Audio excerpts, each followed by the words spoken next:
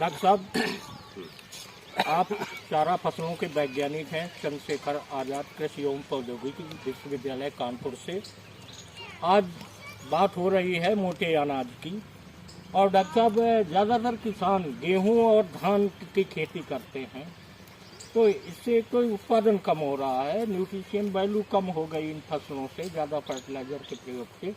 तो डॉक्टर साहब चाहेंगे आपसे कि मोटे अनाज क्या इनको खाना चाहिए, किसान को इनको उत्पादित करना चाहिए जिससे न्यूट्रिशन वैल्यू इससे मिलेगी। तो इसके विषय में कुछ आप जानकारी दें हमारे किसान बंधुओं को। देखिए, ऐसा है कि पहले हमारे यहाँ यही फसलें होती थी जो मोटा अनाज कहा जाता है। उसको मोटा तो कहा जाता है, छोटी छोटी दाने वाली फसलें होती हैं। इसमें 10 फसलें आती हैं। 10 फसलों में पहली फसल होती है मक्का, दूसरी होती है ज्वार, तीसरा होता है बाजरा, इसके अलावा काकुन, कोदो, मड़ुआ, रागी और चीना के अलावा 2 फसलें और हैं जिनको मोटे अनाज में शामिल किया गया है, हमारे मिलेट्स में शामिल किया गया। उन अनाजों में एक होता है रामदाना और दूसरा होता है कुटू। इनको भी इसी में शामिल किया गया है। इसको मोटा इसलिए अनाज कहा जाता है क्योंकि इनमें पानी की आवश्यकता कम होती है। जैसे मक्का को तो हम अलग कर देंगे, वो औद्योगिक फसल हो गई। और ये जो अगर 1 किलो धान पैदा करने में 5000 लीटर पानी लगता है और इन फसलों को पैदा करने में मात्र 400 से 500 लीटर पानी लगता है, तो हमें इतना पानी बचती है, इन फसलों से पानी बचत होती है। दूसरे, जो फसलें हम खाते हैं, अक्सर चावल और रोटी खाते हैं, इनमें कुछ पोषक तत्वों की कमी होती है। जो तत्व इसके अंदर नहीं होते हैं वो तत्व हमारे जो मिलेट है, मोटे अनाज, इनमें वो तत्व होते हैं, जैसे कैल्शियम, फास्फोरस, पोटेशियम और ये आयरन, जस्ता, विटामिन के अलावा और भी जो आवश्यक मिनरल्स हैं वो इनमें भरपूर मात्रा में होते हैं। आप देखो कि 3 से 6 गुना फास्फोरस, कैल्शियम और आयरन इन फसलों में पाया जाता है, जिसका कि अगर हम उसको प्रयोग करें तो हमारा पौधा शरीर में तमाम तरह की बीमारियां जो होती हैं वो ख़त्म हो जाएंगी। और कुछ जैसे आजकल हम मोटा अनाज वो खाते हैं, गेहूँ खाते हैं। गेहूँ में ग्लूटेन होता है जो कि पेट में चिपकता है और हमारा पेट खराब रहता है, पेट साफ नहीं होता है। तो इसके लिए अगर हम मोटा अनाज शामिल करें, कोदो, काकुन, मड़ुआ या बाजरा खाएं, तो इससे जो है हमारा पेट साफ होगा। क्योंकि इसमें 2 तरह के रेशे होते हैं। एक रेशा हुआ होता है जो शरीर में पचता है, डाइटरी फाइबर होता है। दूसरा रेशा हुआ होता है जो पचता नहीं और रफनेज होता है। तो जो पचने वाला रेशा है वह रेशा जैसे हम खाएंगे तो जो शरीर के अंदर ब्लड शुगर बढ़ जाता है, उसको ब्लॉक कर देता है। ठीक है, उनको अपने आप अवशोषित करना और धीरे धीरे जहाँ जहाँ जो तो वहाँ उस समय रिलीज करेगा।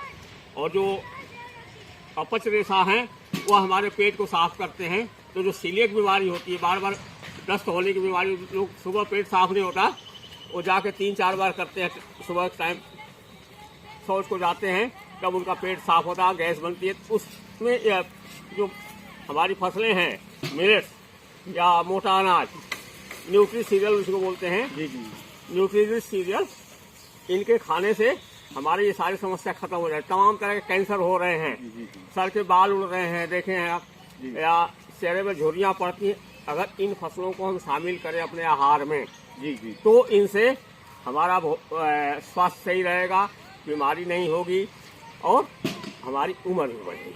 तो जिन लोगों के कोलेस्ट्रॉल की समस्या है, जैसा कि आपने बताया कि धमनियों के बीच में ये रेशा खाने से तो हमारा कोलेस्ट्रॉल का स्तर कम होता है मोटे अनाज खाने से।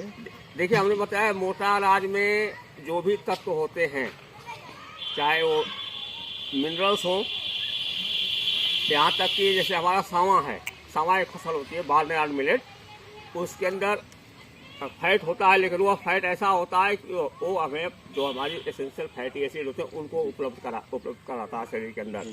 और कोलेस्ट्रॉल के अंदर, कोलेस्ट्रॉल जो धमनियों में जमता है उनको जो फाइबर होता है वो फाइबर को साफ करता है, तो हमें हार्ट बीमारी नहीं हो सकती।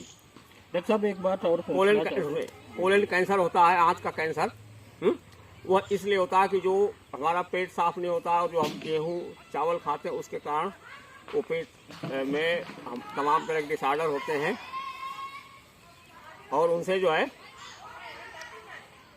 अगर हम मोटा अनाज खा रहे हैं, चाहे ज्वार खाएं, चाहे बाजरा खाएं, चाहे मक्का खाएं, चाहे रागी खाएं, कोदो खाएं, काकुन खाएं, कुटकी खाएं, इनको अगर हम खाएंगे तो हमारा सबसे बड़ी चीज़ कोलेस्ट्रॉल सही रहेगा, पेट साफ होगा और कोई बीमारी नहीं होगी। और साथ ही साथ हमें जो भी हमारे लिए आवश्यक पोषक तत्व हैं उनकी प्रतिपूर्ति होगी। तो डॉक्टर साहब और जानना चाहेंगे कि अभी बात होती है कि मृदा में जीवाणु स्तर कम हुआ है, अपने जो ये फसलें उगाते हैं इसमें न्यूट्रिशन वैल्यू कम हुई है, तो क्या मोटे अनाज उगाने में, मोटे अनाज में जो है केमिकल फर्टिलाइज़र नहीं पड़ता है, केमिकल नहीं पड़ता है, तो ज़्यादातर सुनने को मिला ज़्यादा फर्टिलाइज़र का प्रयोग करो, केमिकल का प्रयोग करो, तो इससे न्यूट्रिशन वैल्यू कम होती है। तो जीवन से ये कार्बनिक खादों के बारे में आबादी को भोजन उपलब्ध कराने के लिए, बढ़ती हुई आबादी हमारी कितनी बढ़ रही है, हमारी हर साल ज़मीन 15%, 20% ज़मीन हर साल अनुपजाऊ हो रही है। अनुपजाई इस मामले में इतने लोग, अब बढ़ती आबादी को आवास उपलब्ध कराने के लिए, ट्रांसपोर्टेशन के लिए 6 लेन, 8 लेन, 4 लेन तमाम सड़कें बन रही हैं और जगह जगह रोजगार उपलब्ध कराने के लिए फैक्ट्रियां बन रही हैं। इन फैक्ट्रियों में जो ज़मीन उपयोग हो जाती है वो तो अनुपजाऊ हो गई। भले वहाँ फैक्ट्री उत्पादन होगा लेकिन हमारी फसलें तो वहाँ नहीं हो पाएगी। जी जी जी। रोड बन रहे थे चौड़े चौड़े, उसमें उत्पादन तो हो नहीं पाएगा। तो इस तरह हमारी ज़मीन खत्म हो रही है। हम लोग वैज्ञानिक प्रयास कर रहे हैं कि उत्पादन बढ़ाएं और एक समय ऐसा आता है कि हमारा उत्पादन स्थिर हो गया। जी जी जी।